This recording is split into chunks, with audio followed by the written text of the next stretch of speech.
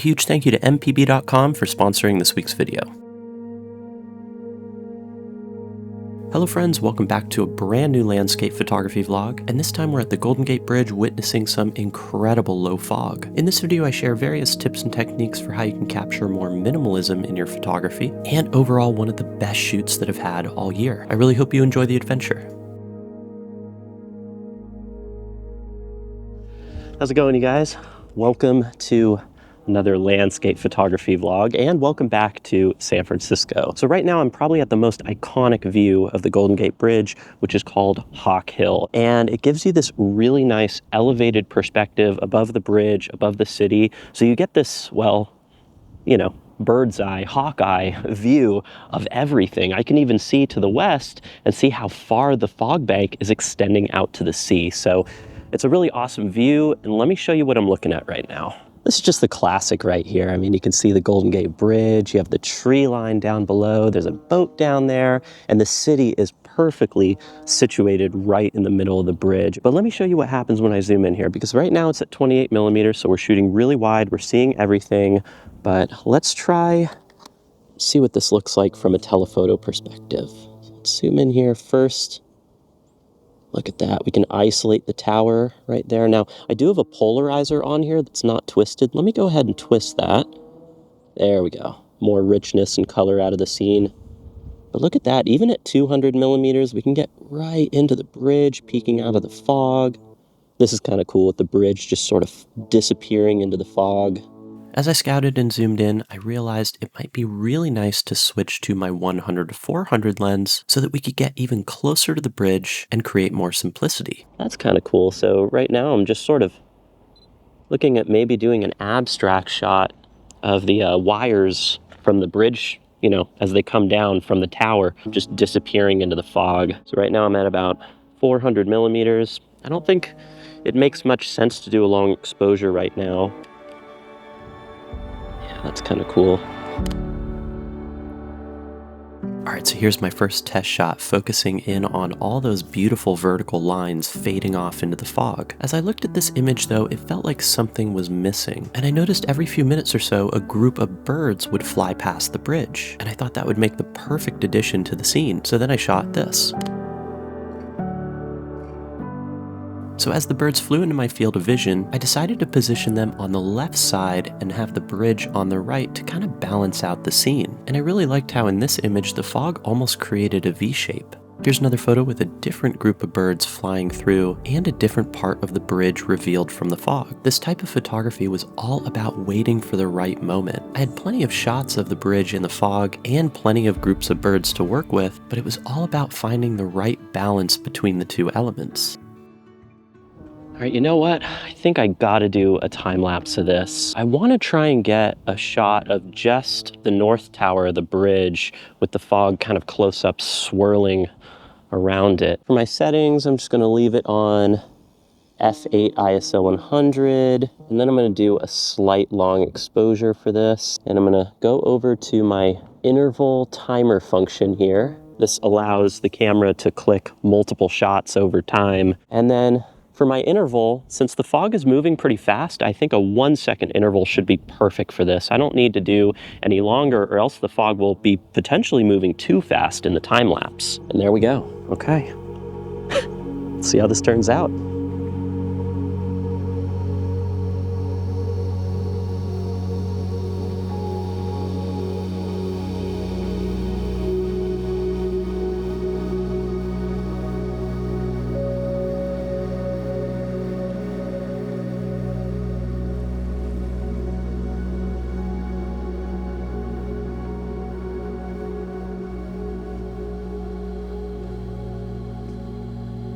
All right, before we continue on this adventure, just wanted to get a few more shots of some of these birds and the fog kind of swirling around the bridge with the 400 millimeter. Now you'll notice I got really low. The main reason for that is it's a little bit windy standing up, so I figure it'll be easier to just stay low.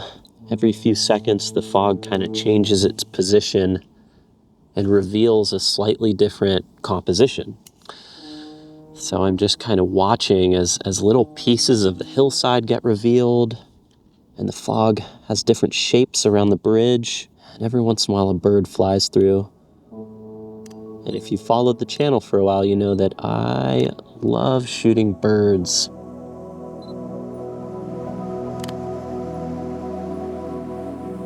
I really love the way this image turned out with some of those beautiful pastel colors and the shape of the bridge here. Having just the very top of the bridge peek out allowed a different part of the fog to be revealed, which had way more texture to work with. Including the birds in these photographs really added a nice sense of scale. And this was a theme I decided to carry through the entire shoot. Not just with birds though, also with people. All right, well I think that's gonna wrap it up for this spot. I think I'm gonna go for my hike, go find some other perspectives to check out, see if we can find a nice spot for sunset here.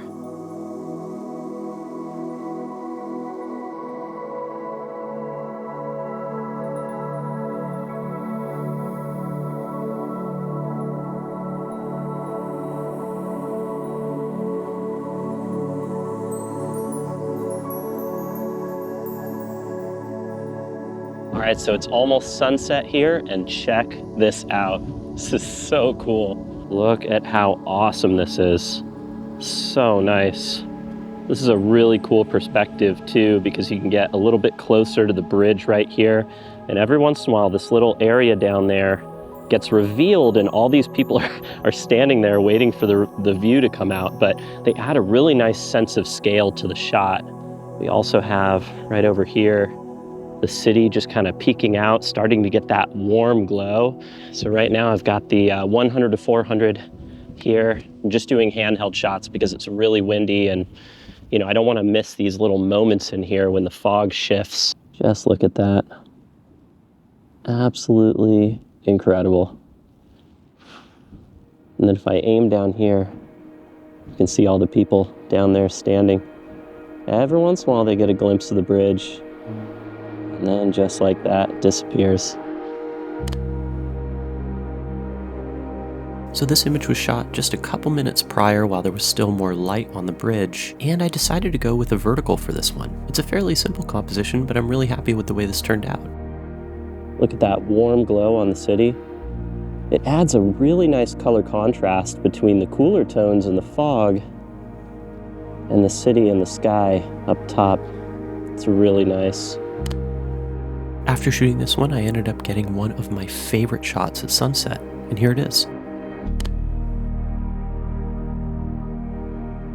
So overall, I felt like everything really came together for this image. The figure in there for scale, a little flock of birds flying in front of the bridge, and the perfect opening for the fog. Here's a frame captured a few seconds after the last one as the birds started to fly out to the right. This time isolating the frame so it's just the bridge and the birds. And now I'd love to hear from you. Which one of these two perspectives do you like most? Do you like the shot that includes the person in there for scale? Or do you like this simple shot with the birds and the bridge? Please let me know in the comments. You'll notice that almost all of the photos I've taken so far have been with my 100 to 400 telephoto lens. And this has been a really handy tool for my creative process and my overall journey as a photographer. Now, of course, buying new lenses can be a pretty big investment, and that's where today's sponsor comes in, mpb.com. For the last couple years, it's been my favorite platform to not only buy used gear, but also to sell some of my unused gear as well. What really stands out about MPB is how easy and stress-free the selling process is. You simply type in the gear that you want to sell, what condition it's in, you get an instant quote, and then you ship it off. No more meeting strangers in random parking lots and worrying about potential scams. The buying process is just as easy and transparent, with clear photos and descriptions of exactly what you're getting. This year I picked up my 12 to 24 lens from there for almost half off, and it was in awesome condition. Right now I'm looking to get creative with macro photography, so that's going to be my next purchase, and I'm still deciding between the Sony 90mm and the Laowa 100mm. But before buying, I always check my shelves to see if I have any unused gear that I can sell to offset the costs. So if you're in the market to buy or sell gear, I highly recommend checking out mpb.com. Link in the description to learn more. All right, now back to the video. Right after sunset, the fog rose quite a bit, but it made for a pretty cool time lapse and some really interesting photographs.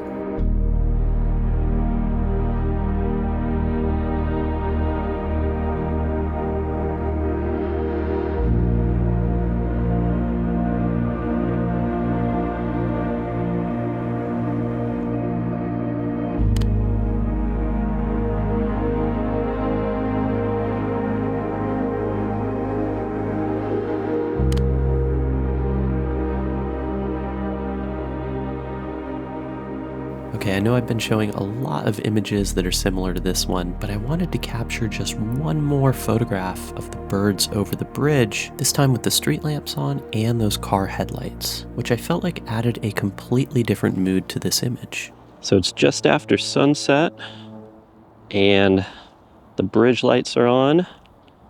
And check this out. So we got the towers peeking out right here and right here.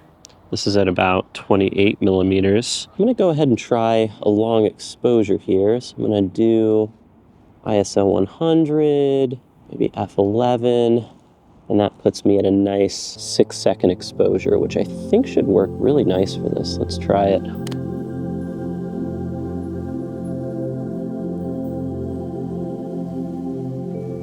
So down where I was standing before, I got kind of fogged out, unfortunately, but found another spot that's just a little bit higher, enough to catch a glimpse of the bridge. So right now, I'm doing another long exposure here. I'm gonna try a 10-second exposure, and then I'm also doing a slight panorama so that I can see the bridge and the city on the left side. It's absolutely beautiful right now. And the fog just kind of dipped over once again, right as I'm talking. It's the tough part about shooting this stuff. You never know. But now the bridge is kind of coming out, so let's see if we can do this shot right now. Just need the fog to get just a touch lower. Okay, let's try this.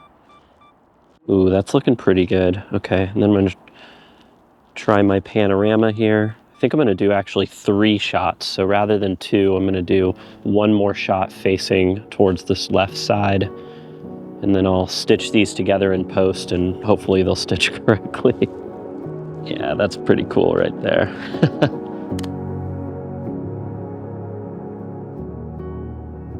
So this one's definitely a classic shot, similar to many of the other images that I've taken in the past of the bridge, but it's really hard to get over just how beautiful it is to witness a moment like this. So either way, even though it's not one of my favorite images from my portfolio, it's one that I can look back on and think about the memories. Now, funny enough, after shooting this one, I did notice a really unique moment with a photographer further down the hill, and so I decided to frame them in the composition, and then I shot this.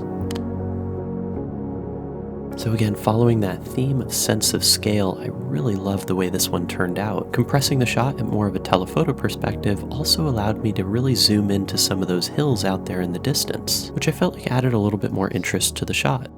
So I decided to climb a little higher, and now I'm out of the fog. Beautiful perspective. It's just amazing how much the perspective changes when you climb up and down these hills. And of course, I decided to set up a time lapse here. And I think this one's gonna turn out really nice.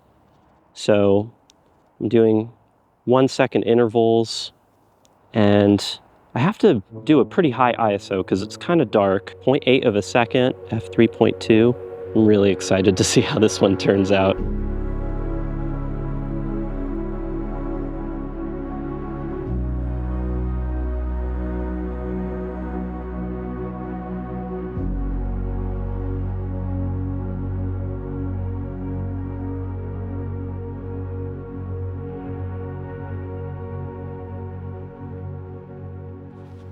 All right, so now I think I'm gonna do some wide angle long exposures here.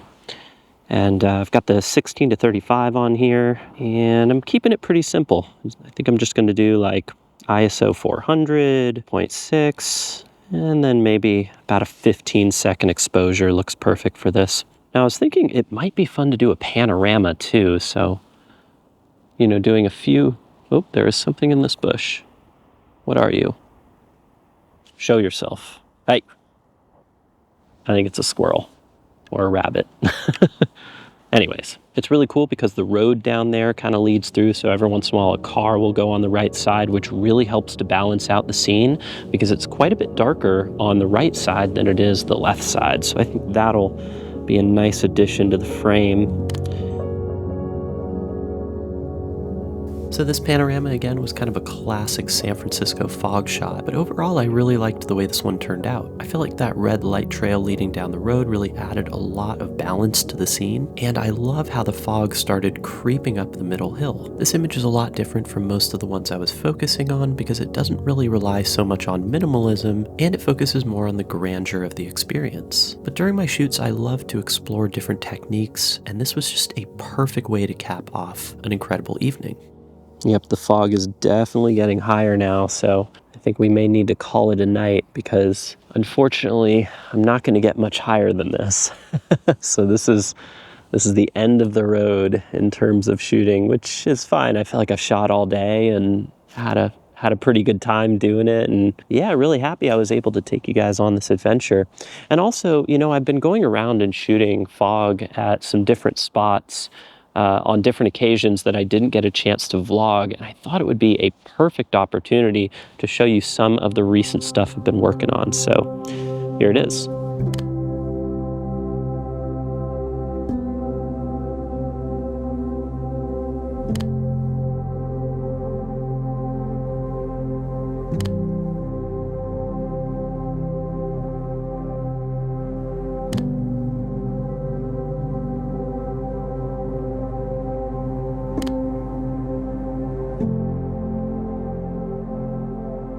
As always, I really appreciate you joining for the adventure. If you want to learn more from me, you can check out my workshops. I'll leave a link in the description. And if you enjoyed the video, please give it a thumbs up and consider subscribing to the channel for more. And yeah, I'll catch you in the next one.